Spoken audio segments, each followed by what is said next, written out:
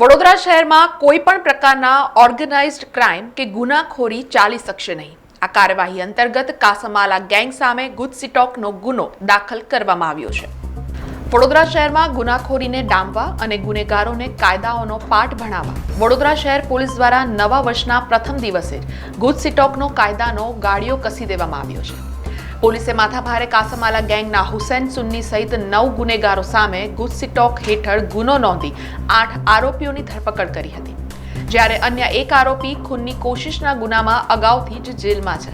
વડોદરા શહેરમાં ખૂનની કોશિશ, ખંડણી, લૂંટ, મારામારી, ચોરી, ધાકધમકી સહિતના ગુનાઓ આચરી શહેરની શાંતિને દોહડવાનો પ્રયાસ કરી આતંક ફેલાવતી કાસમાલા ગેંગ સામે વડોદરા ક્રાઇમ બ્રાન્ચે કાયદાનો ગાળિયો કસી દીધો છે।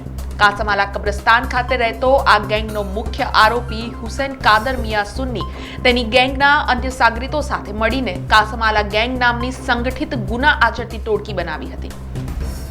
કાસમાલા ગેંગ દ્વારા સમગ્ર શહેરમાં ધાક ઊભી કરવા પ્રાણઘાતક હથિયારો વડે ખૂનની કોશિશ, અપહરણ, ચોરી, લૂંટ, ધાડ જેવા ગંભીર પ્રકારના 164 ગુનાઓને આચરી ભયનો માહોલ ઊભો કરવામાં આવ્યો હતો, જેના કારણે સામાન્ય નાગરિકો આ ટોળકીના સભ્યો વિરુદ્ધ પોલીસ ફરિયાદ કરવાનું ટાળતા હતા, તેમજ ગેંગ ચલાવવા, જુગાર અને દારૂની હેરાફેરી તેમજ વેચાણ કરતા 9 આરોપીઓ વિરુદ્ધ ગુજસીટોક હેઠળ ગુનો નોંધી 8ની ધરપકડ કરવામાં આવી હતી।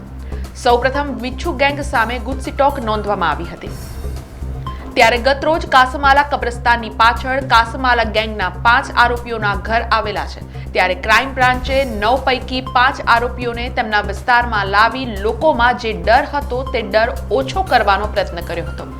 સાથે જ તમામ આરોપીઓના ઘરે સર્ચ ઓપરેશન પણ કરવામાં આવ્યું હતું।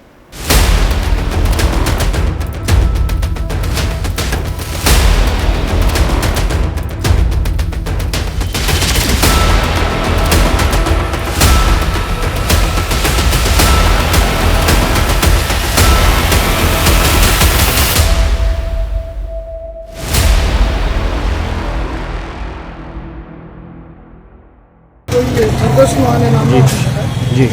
ગુજસીટોકનો ગુનો દાખલ થયો છે। જે પકડાયેલા આરોપી છે એના ઘરે સર્ચ અને સીઝર કરવામાં નાગરિક પ્રોસિજર છે એના માટે પંચો સાથે અને તેમની સાથેની સાથે આવ્યા છે। સમાચારોના સતત અપડેટ માટે TNN ન્યૂઝને YouTube પર સબસ્ક્રાઇબ કરી બેલ આઇકોન પ્રેસ કરો અને અમારી સાથે જોડાયેલા રહો Facebook, Instagram અને Twitter ઉપર।